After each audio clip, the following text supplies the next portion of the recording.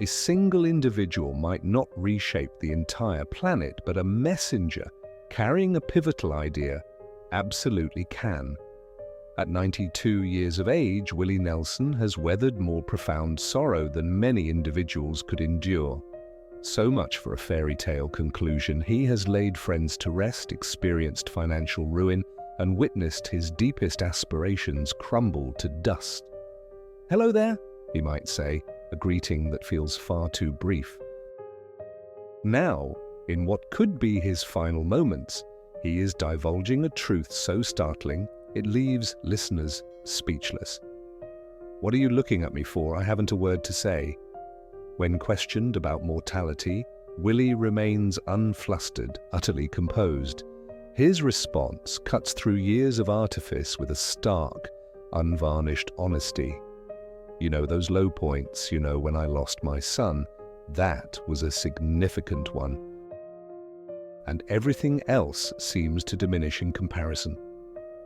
But what guided this iconic rebel towards such a resolute acceptance of his finite existence?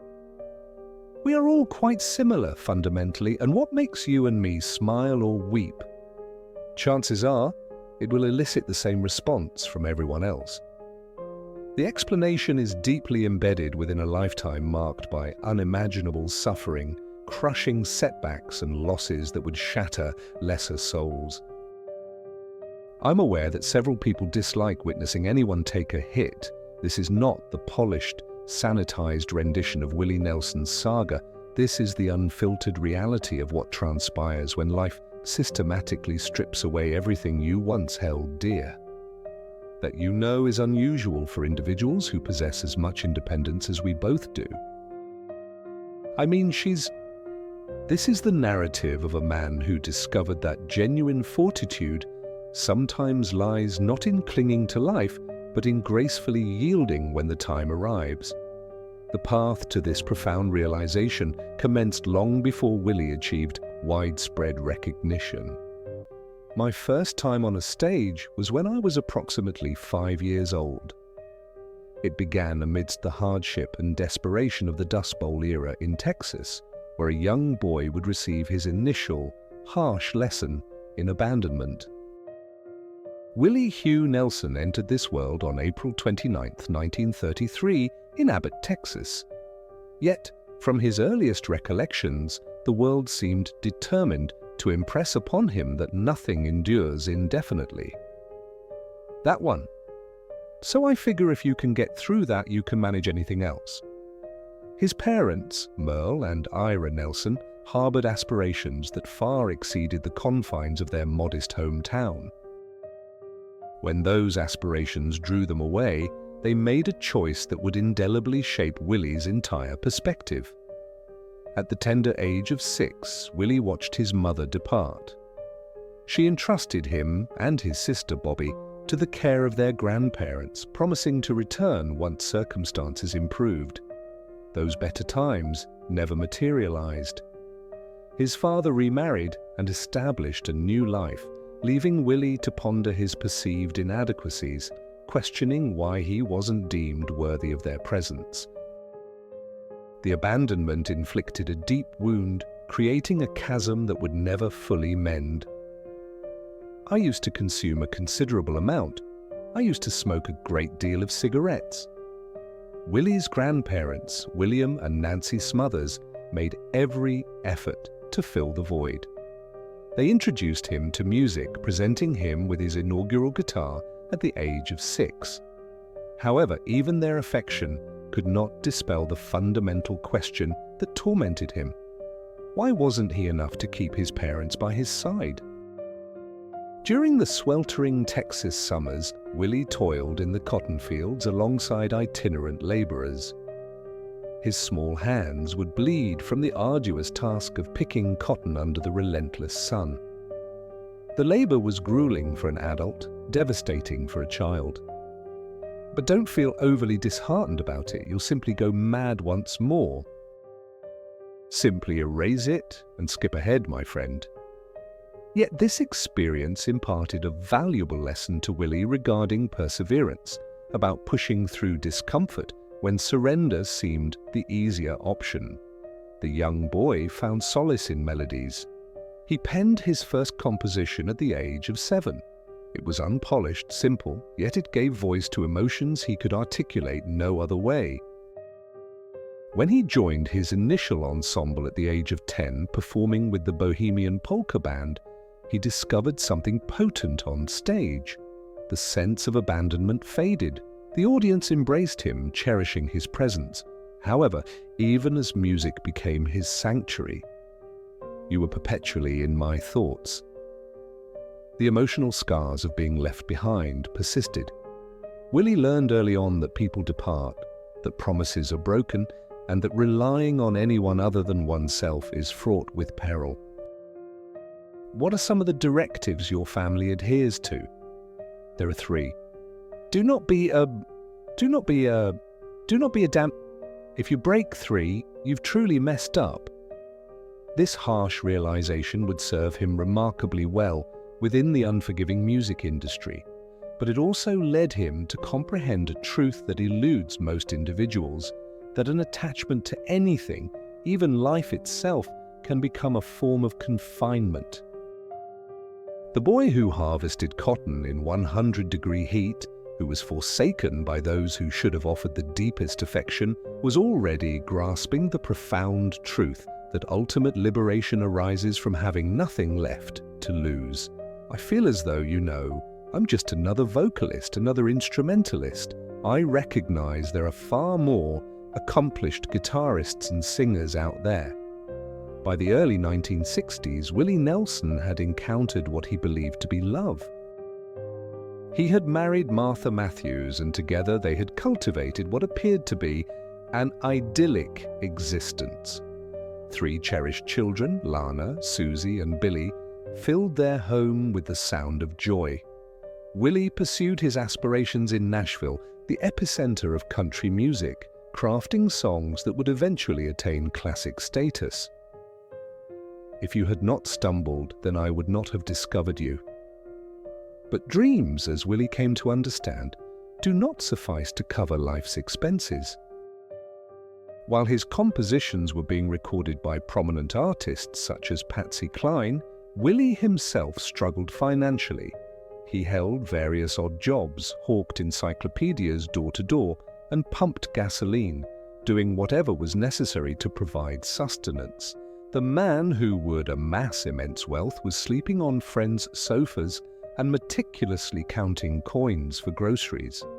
Martha grew weary of the perpetual struggle. She had married an idealist, but reality manifested as a modest dwelling with barren cupboards and overdue bills. The arguments began subtly, minor disputes over finances and missed opportunities. However, they escalated in intensity, becoming acrimonious and more frequent. Willie would return home from yet another unsuccessful audition to find Martha's simmering resentment awaiting him like an armed threat. The immense pressure fractured something within Willie. What do you call that contraption there? I call it my way, Francis. A tushy rattle. He commenced, drinking excessively, attempting to drown his failures in whiskey and self-pity. Martha's disappointment served as a mirror, reflecting his perceived shortcomings. The man capable of composing tunes that moved millions to tears could not fathom how to elicit a smile from his own wife. One particularly bleak winter evening, Willie reached his nadir. Rejection letters accumulated, bills remained unpaid, and Martha had uttered words that inflicted deeper wounds than any blade. Willie stumbled out into the frigid Nashville streets, so intoxicated he could barely remain upright. In his most desperate hour, he made a decision that continues to haunt him. He lay down in the middle of the thoroughfare, hoping that a vehicle would put an end to his torment. The asphalt felt like ice against his back, and Willie closed his eyes, anticipating the arrival of headlights that would bring solace. Vehicles swerved around him, drivers shouting epithets, but none offered the tranquility he craved. He lay there for what felt like an eternity, comprehending for the first time that sometimes the most desperate act is also the most abjectly cowardly. When he finally managed to drag himself home, Martha was waiting, but instead of offering comfort, she presented him with ultimatums. Instead of understanding, she provided him with a litany of his failures. The marriage was effectively over, though not yet legally dissolved, and Willie was acutely aware of this. He had learned another harsh truth, that even love could be wielded as a weapon, that the individuals closest to you could inflict the most profound injuries. Yes. And what do you mean by that?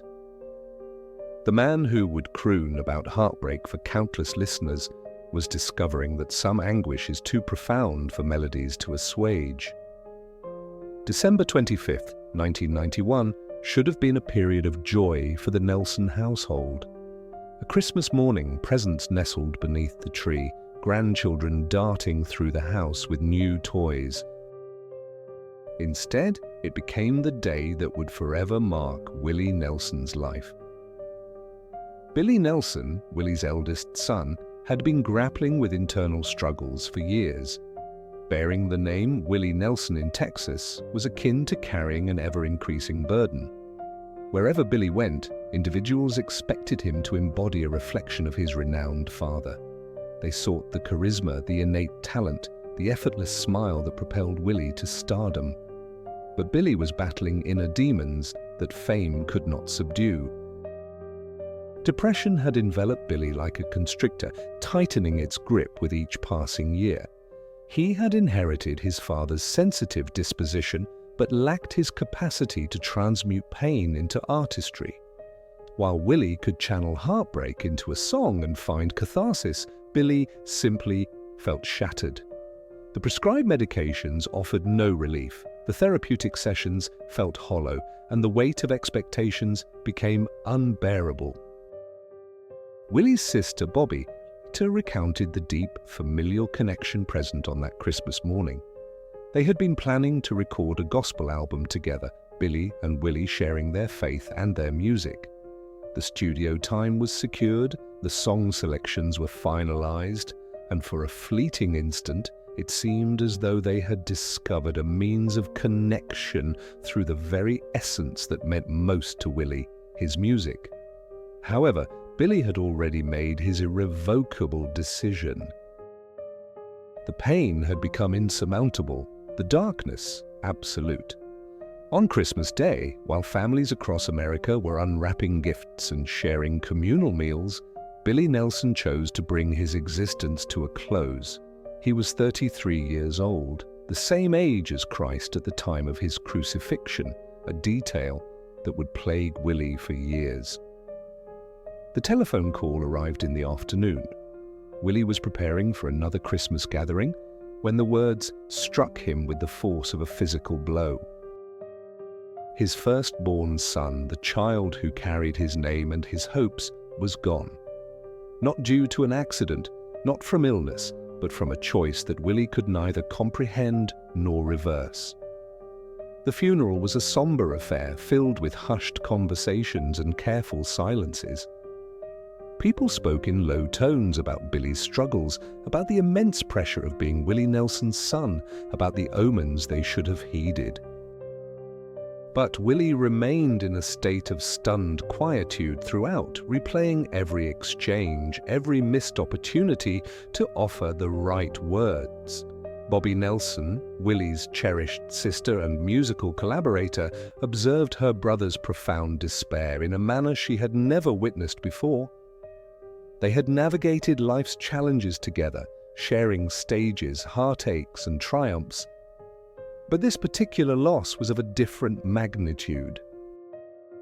This was a sorrow that could not be articulated through song or overcome through performance.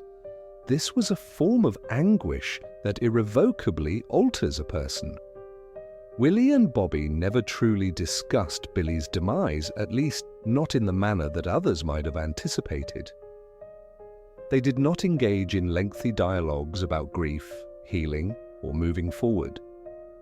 Instead, their bond deepened through their shared silence, their mutual understanding of each other's pain transcending spoken words.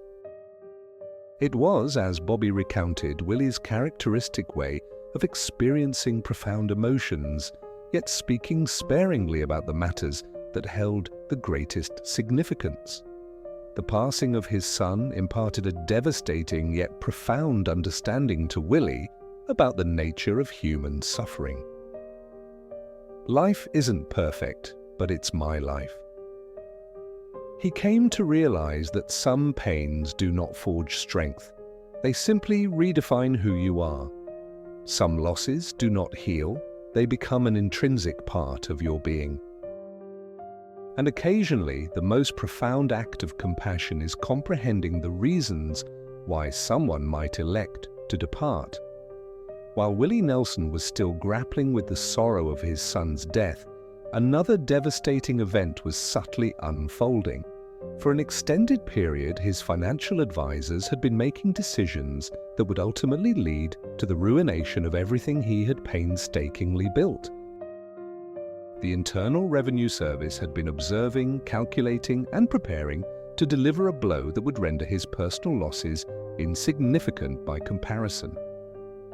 In 1990, just 1 year prior to Billy's untimely end, agents from the IRS descended upon Willie's properties, armed with seizure notices.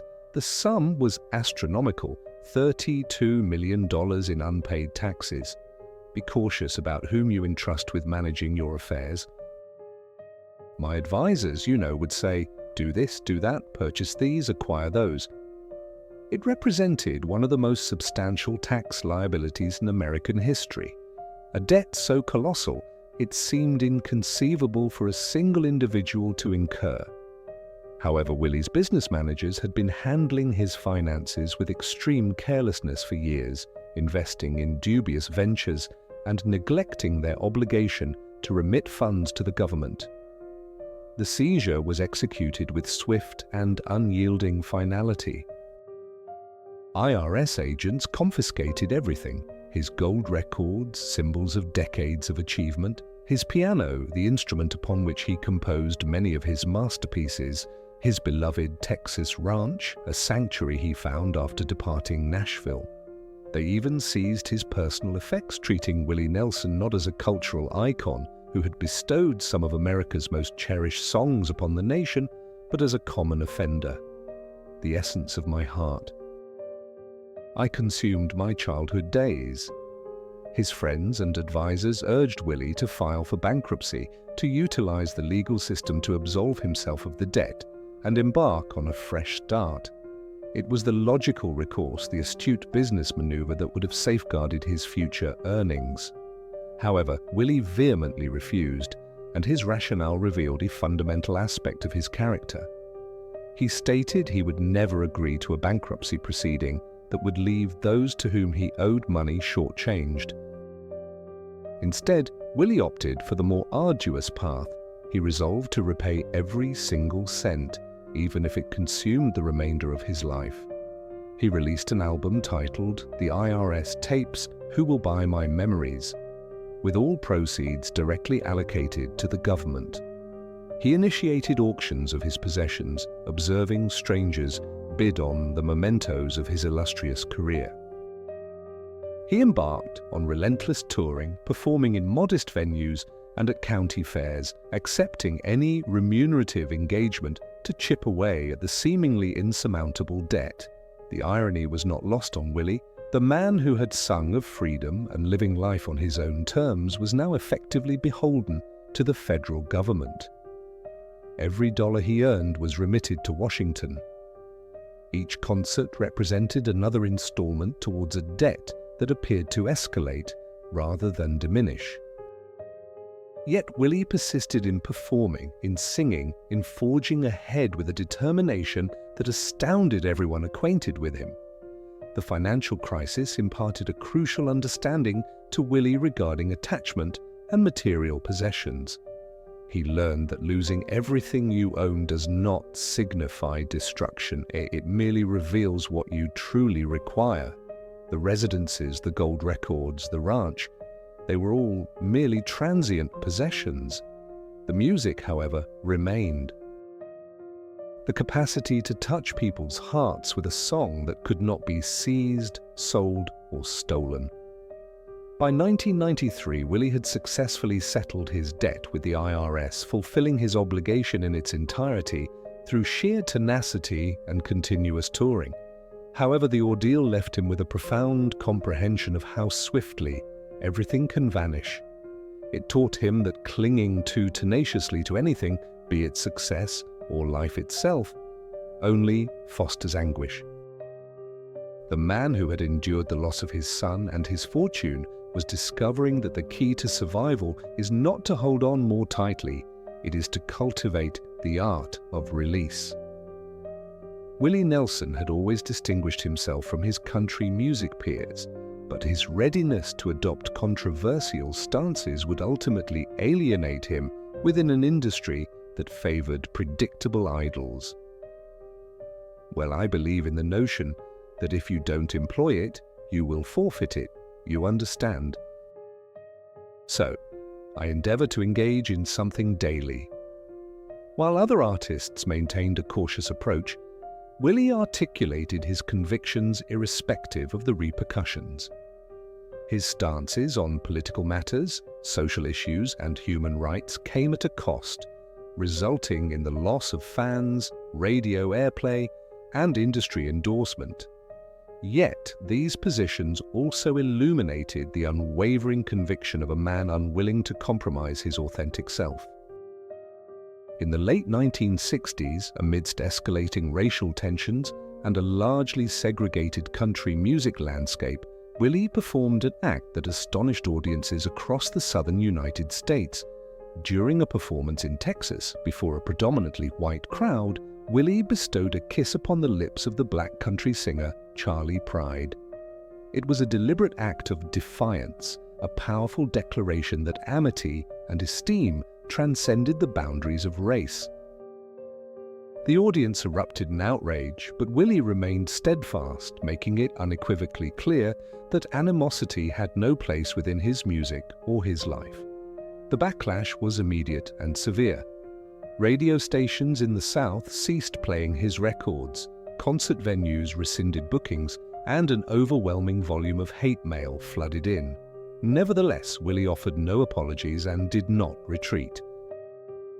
He continued to champion Pride and other black artists, utilizing his influential platform to challenge the pervasive racism that afflicted country music.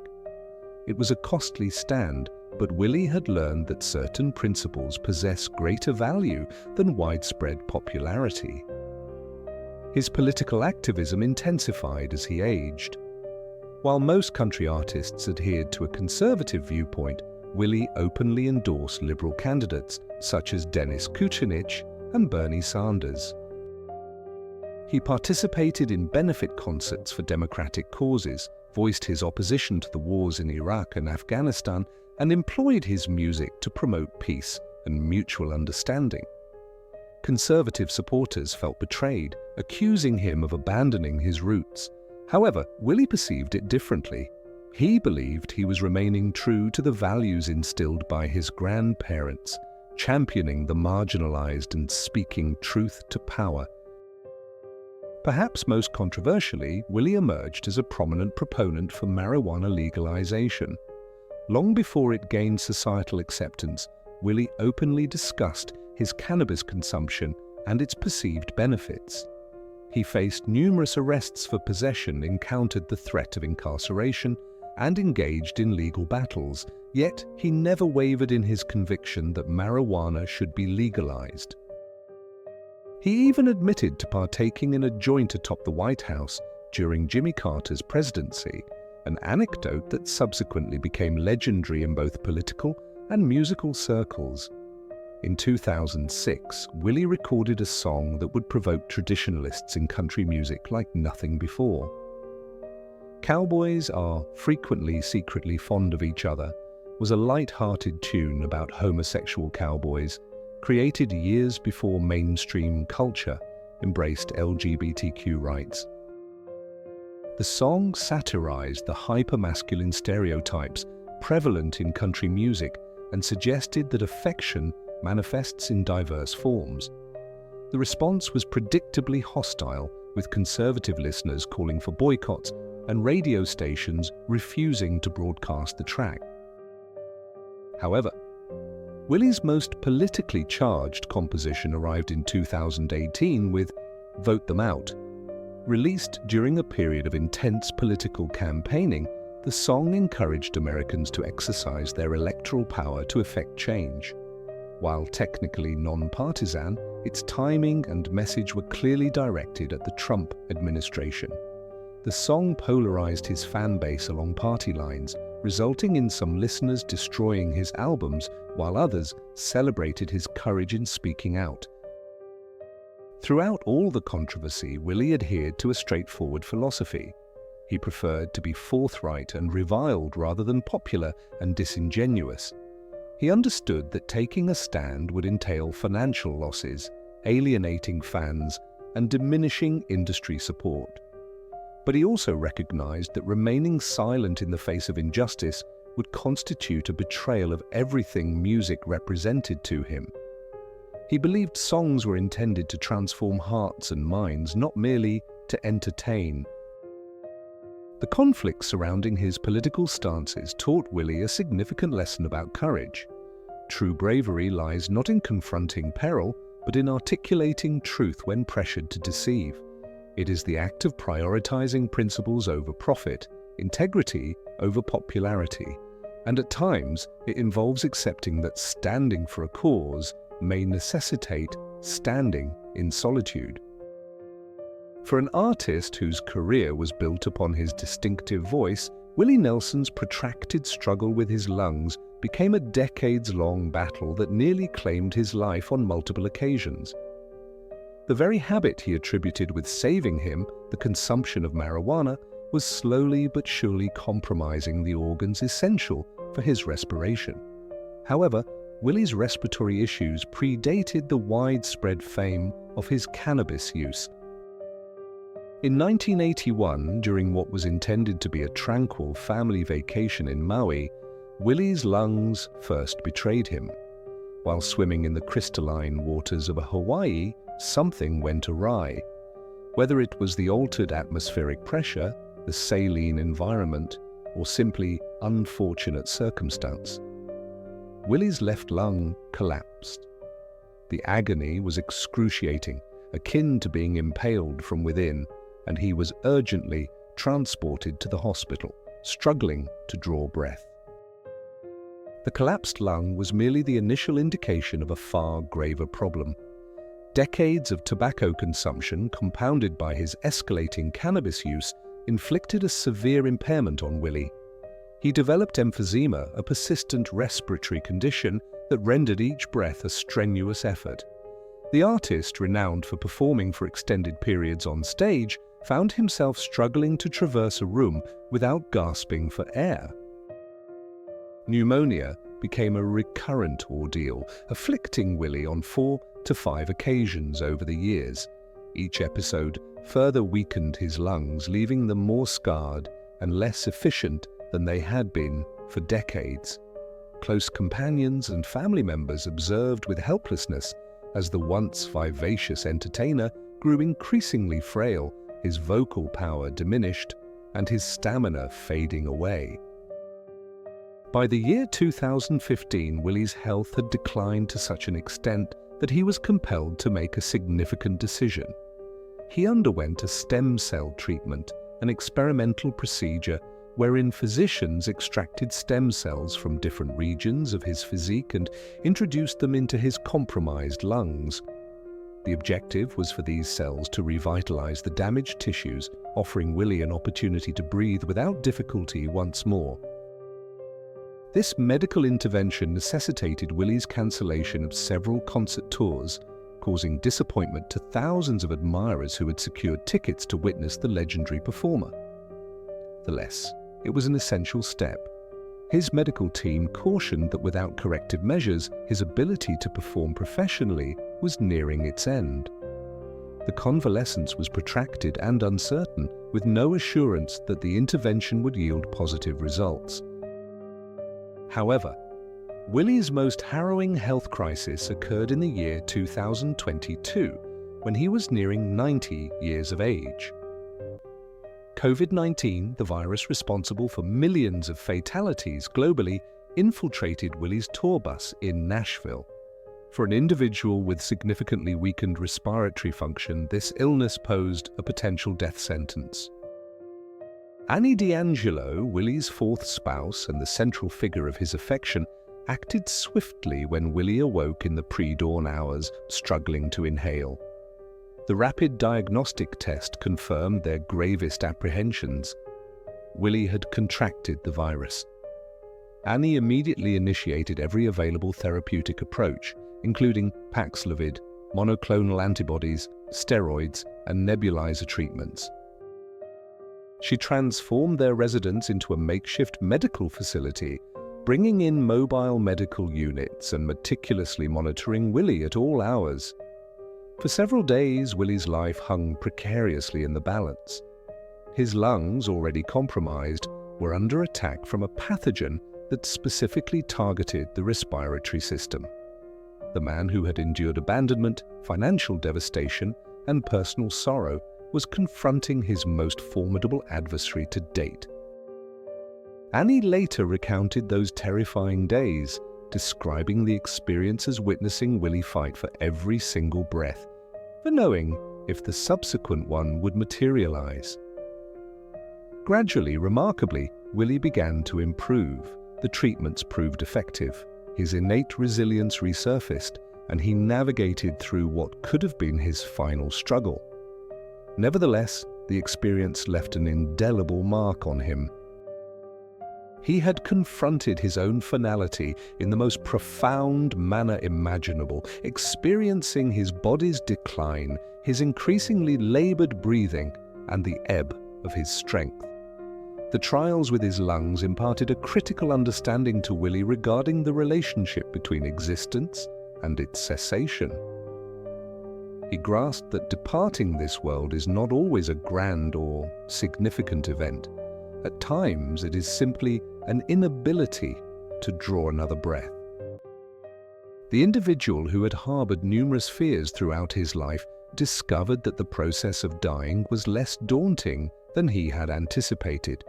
It was, he realized, merely another phase, another transformation in a life replete with changes. When Willie speaks of his lack of concern regarding mortality, his past respiratory struggles now provide context. He has already experienced the sensations associated with the end of life, the gradual shutdown of bodily functions, the escalating weakness, and the resignation that accompanies the futility of resistance. He has learned that death itself is not the adversary, suffering is, and occasionally embracing the conclusion is the most compassionate act one can undertake for oneself. Among the pantheon of country music legends, Willie Nelson has emerged as a rare and solemn figure, the last one remaining.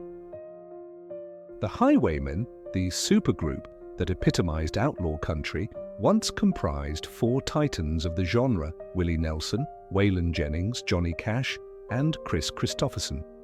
Now, Willie remains alone with their memories, the sole survivor of a fellowship that once seemed invincible. Johnny Cash, famously known as the Man in Black, was the first to depart. His passing in 2003 left an unfillable void in the landscape of country music. Willie witnessed his friend and collaborator succumb to diabetes and respiratory failure, gaining a first-hand understanding of how a formidable figure could be brought low by the mere malfunction of human organs. Cash's final public appearances were poignant to observe, his voice diminished and his physical state failing, yet his spirit remained unyielding until his last moments. Waylon Jennings followed in 2002, his body finally succumbing to complications stemming from diabetes. Waylon had been Willie's closest confidant among the Highwaymen, a kindred spirit who understood the outlaw ethos and the sacrifices it entailed. They had collaborated musically, toured extensively, and shared a bond forged through surviving shared adversities. Upon Waylon's demise, Willie lost not only a musical partner, but a true brother. The most recent departure occurred in September 2024, when Chris Christopherson passed away at the age of 88. Christopherson had been Willie's equal in many respects, a composer's composer who possessed the gift of transforming anguish into poetic expression. His death affected Willie particularly profoundly, as Chris had been the youngest member of their ensemble, the one they had all expected to outlive them. Instead, Willie found himself attending yet another memorial service, bidding farewell to another fragment of his past. Standing at these funerals, Willie began to apprehend a profound truth about endurance. Being the final survivor is not a triumph, it is a profound responsibility. Each loss among his contemporaries served as a stark reminder of his own eventual fate, a preview of his own conclusion.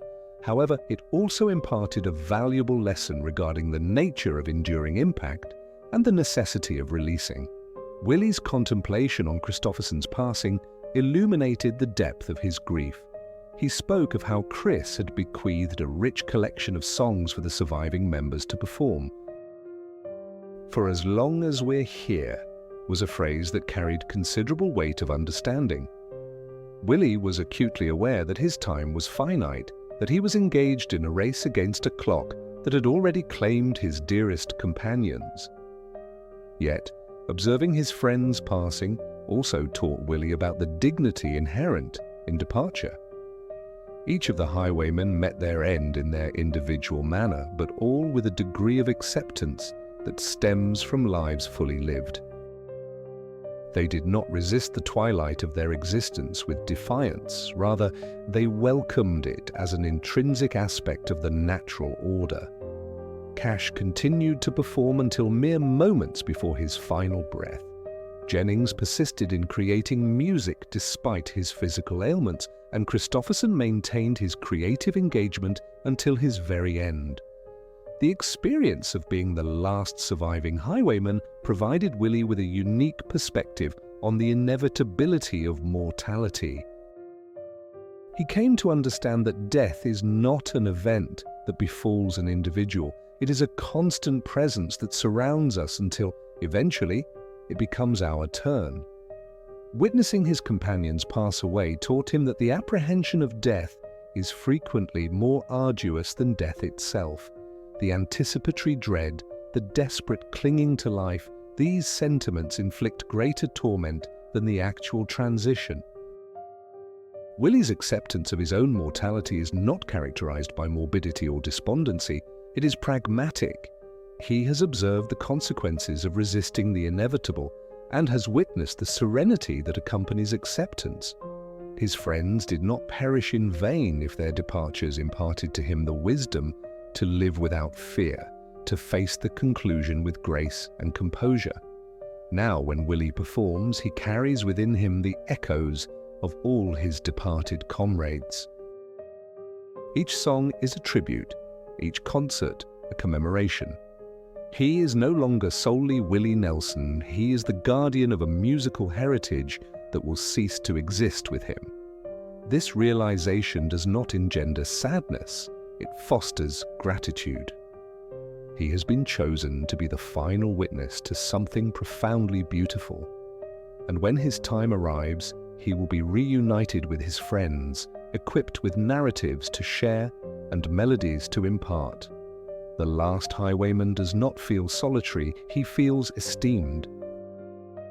And when mortality eventually extends its invitation, Willie Nelson will greet it as a familiar acquaintance, prepared to rejoin the ensemble. At 92 years of age, Willie Nelson has attained a distinction rarely achieved by individuals, a complete and unvarnished honesty concerning life and its cessation.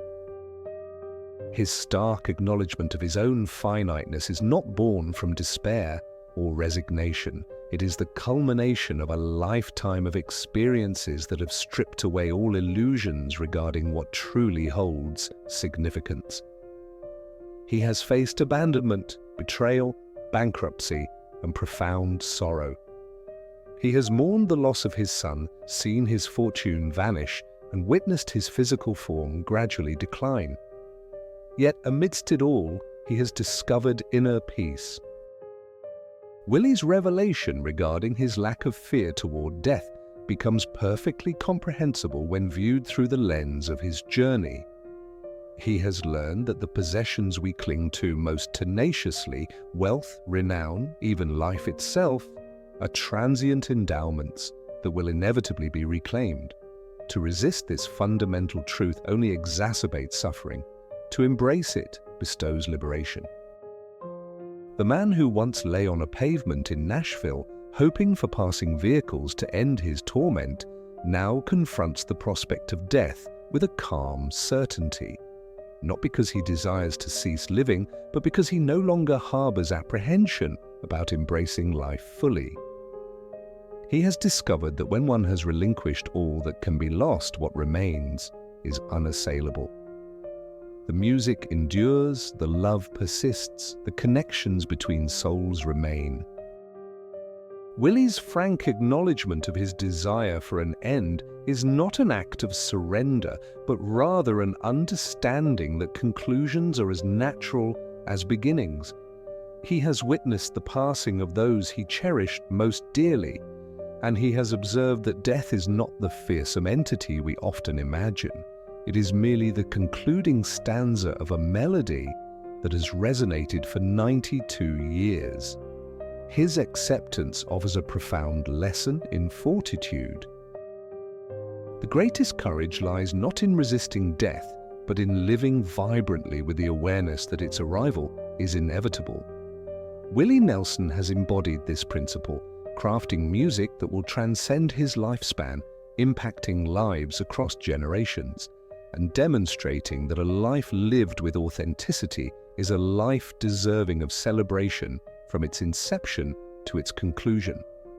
As Willie continues to embark on tours and create new recordings, he is not fleeing from death, he is engaged in a dance with it. Each performance could potentially be his last, each song a final salute, each moment a precious gift. He has uncovered a truth that eludes most of us. The sole method to truly experience life is to achieve reconciliation with the prospect of dying. If you have found this exploration of Willie Nelson's extraordinary existence as profoundly moving as we have, we kindly request you to take a moment to like this video and subscribe to our channel. Willie's narrative serves as a reminder that even within our darkest periods we can discover luminescence, and that acceptance is not a capitulation, but rather profound wisdom. Thank you for your viewership, and please remember, much like Willie Nelson, we are all merely present for the duration of our time here. The enigmatic figure known as the red-headed stranger has imparted his ultimate wisdom.